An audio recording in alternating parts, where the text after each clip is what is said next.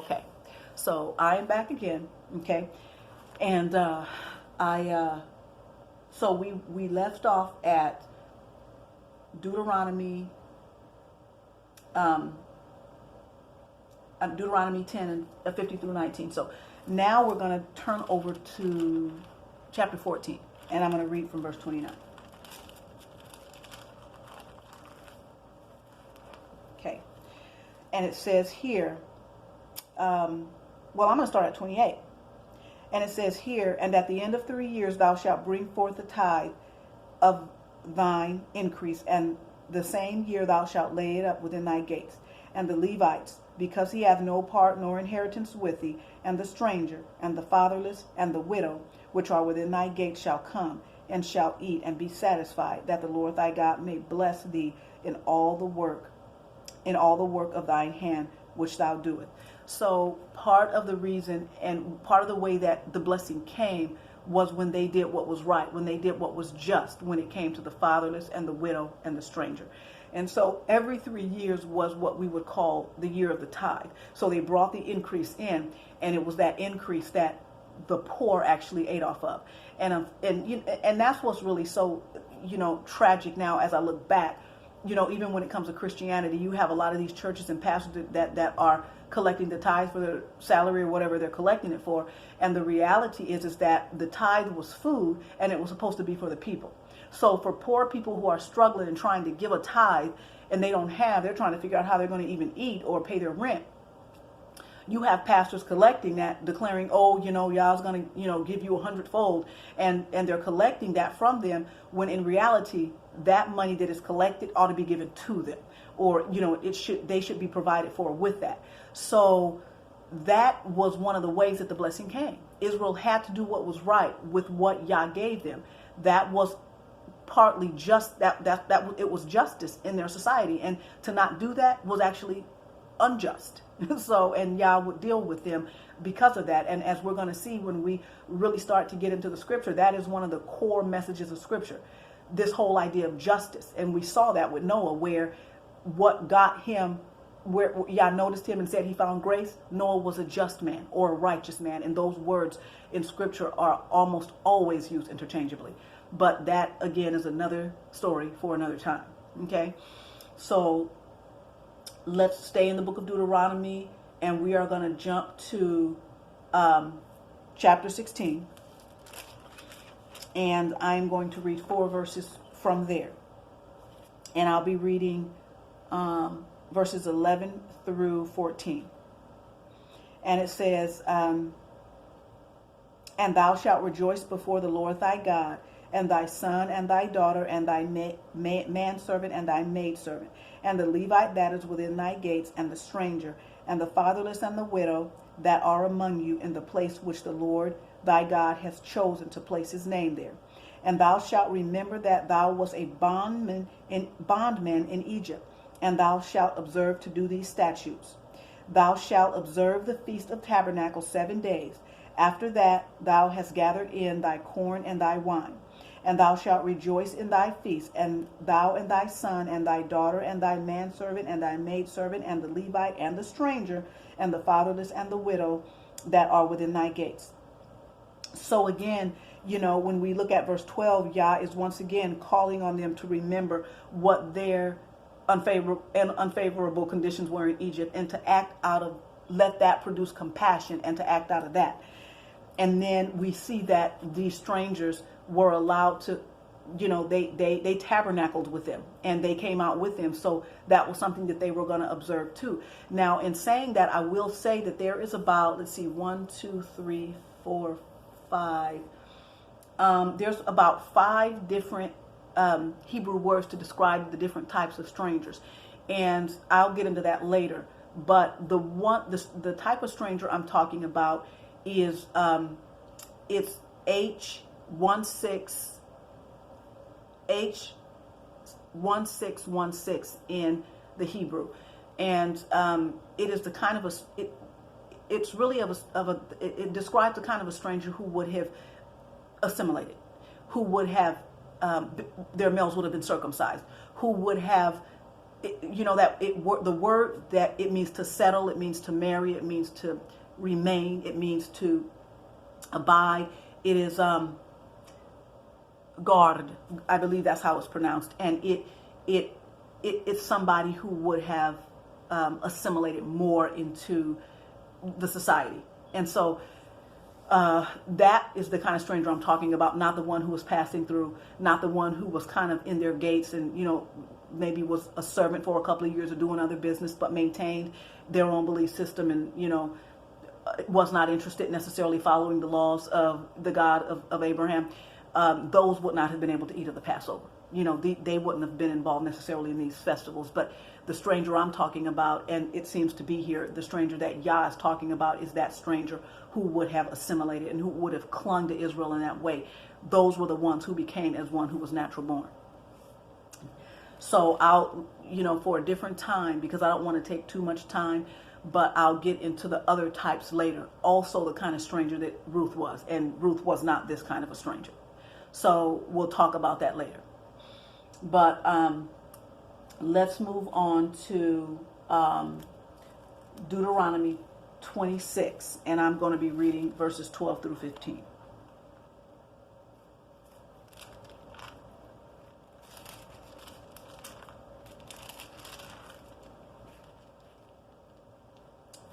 Okay. Let's see here. Okay. And this also has to do with the tithe. Okay, so when thou hast made an end of tithing, all the tithes of thine increase, the third year, which is the year of tithing, and hast given it unto the Levite, the stranger, the fatherless, the widow, that they may eat within thy gates and be filled. Then thou shalt say before the Lord thy God, I have brought away the hallowed things. What are the hallowed things? What they were giving to Yah, what they had preserved, the first fruits of what they had preserved to him, which was going to go to meet human need, to make that kind of a society where everybody was cared for.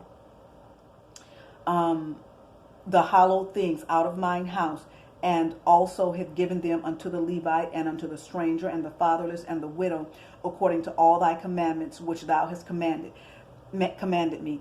I have not transgressed thy commandments, neither have I forgotten them. And this is what they would be saying when they were bringing the tithes. I have not eaten thereof in my mourning, neither have I taken away aught thereof for any unclean use, nor given aught thereof for the dead. But I have hearkened to the voice of the Lord my God, and have done according to all that thou hast commanded me. Look down from thy holy habitation from heaven, and bless thy people Israel in the land which thou hast given us, as thou swearest unto our fathers, a land that floweth with milk and honey. So these are the kind of behaviors that Yah was preparing them for when they went into the land. And this is the kind of justice and love and mercy and compassion that was going to keep them in the land. They were kicked out of the land because they veered away from this and they got off. And as I'm going to bring out later, that promise is not just because you're a descendant, you don't get it by osmosis. There was the same reason that the Canaanites were kicked out was the same reason Israel was kicked out. So anytime somebody is not abiding, or that we see a pattern in Scripture where they're not abiding by and obeying the laws of Yah, and they're not right with Him, and they're doing injustice, eventually the time will come where they'll be driven out of the land or rooted out of it, one of the two. So these were the things that kept Israel in the land. They had to do these things. All right, so next one, and this is where I kind of want to just the last two, because I don't think today I'm going to deal with the whole Ruth thing. I think that I'll talk about that one later, but I might just give you those passages, and then you can go look at them, and I'll just maybe mention them next time. All right, so this is Deuteronomy chapter 31, and I'm starting from verse 6. Let's see here. Okay, let me make sure that I have this right.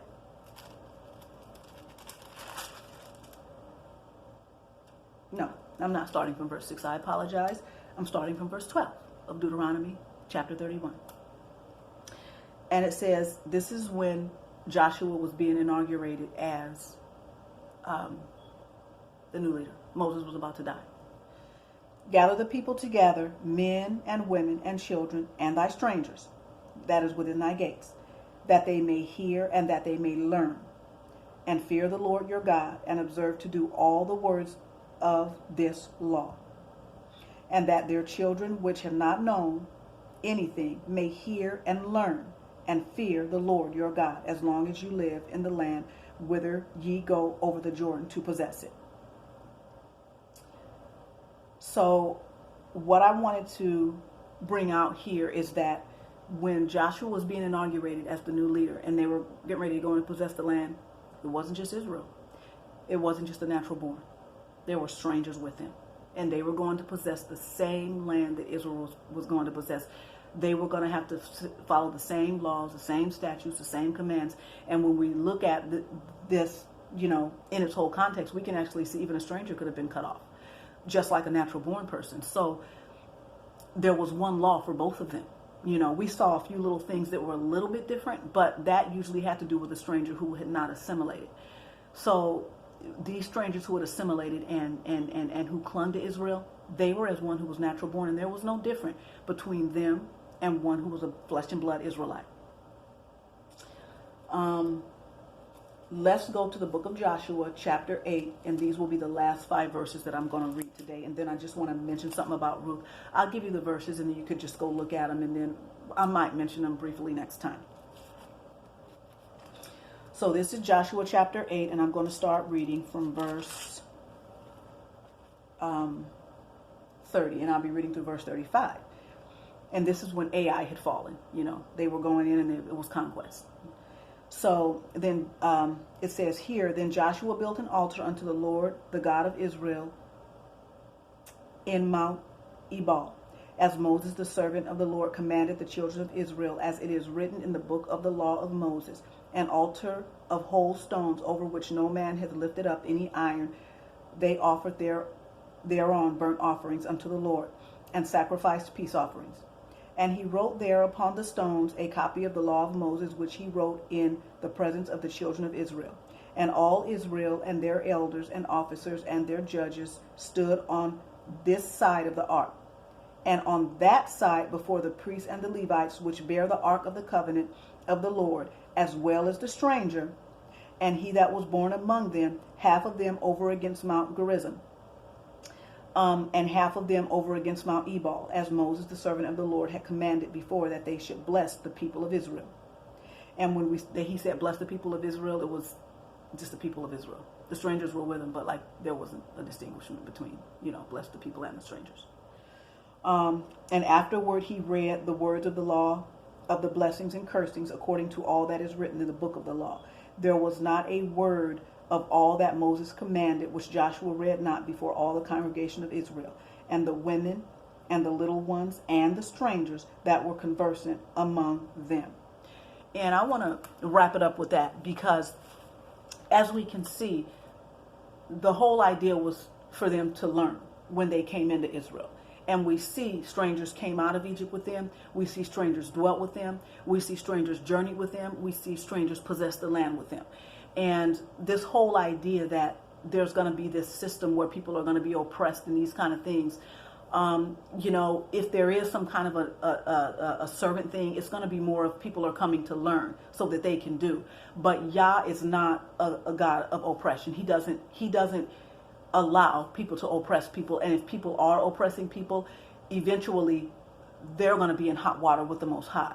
So this whole idea that people are going to be treated badly, that's just, I just can't, that's not going to happen, because that just doesn't go along with Scripture.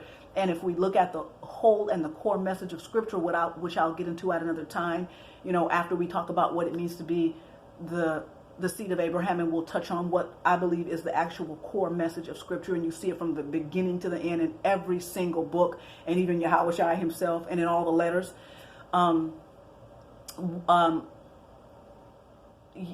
Our God is a God of justice and judgment, and that's basically what he wanted to usher in this kingdom.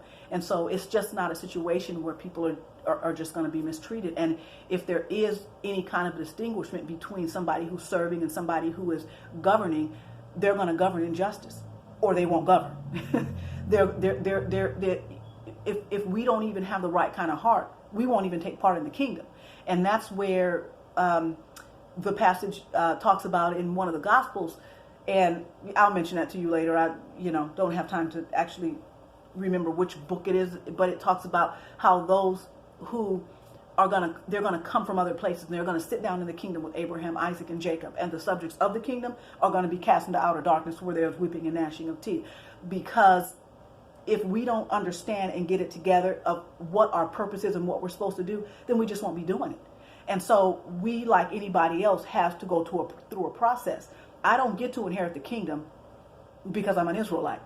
There's a responsibility that I have. There's a responsibility you have. There's a responsibility that we have as a people and as a nation. And that's what we need to understand and get together on. And we need to understand that in that process, strangers, Gentiles are going to be with us. And we're going to be a people that is called by Yah, a people that are living for him. And when he addresses us, he'll be addressing all of us. And if there is any difference, it will just be Israel is governing, but not like, a whip. And it's not that kind of a thing, because Yah is he's not into mistreating people. He didn't create us to be mistreated. Nobody. So that is the school of thought that I come from. And that is this preliminary video, kind of 2 parts, I guess, that I want to talk about, that I wanted to just kind of present to you and lay this whole foundation. And there again, if there's anything you don't agree with, that's okay. Like I said, I don't have a problem with you disagreeing. Just please do it in the right way. And if you, want to give me some other stuff, look at this. This is my evidence. Message me at Kaya KingdomLiving.com, and I will look at that and I will get back to you as soon as I can. But I'll wrap this up with saying, may Yah bless you, may he keep you, may he make his face shine upon you, may he be gracious to you, may he give you peace, may he provide for you in this time. For some people where it's extremely stressful, may Yah open up those doors, and may he bless you. So with that, I'm going to say have a wonderful day and shalom, and we will talk next time.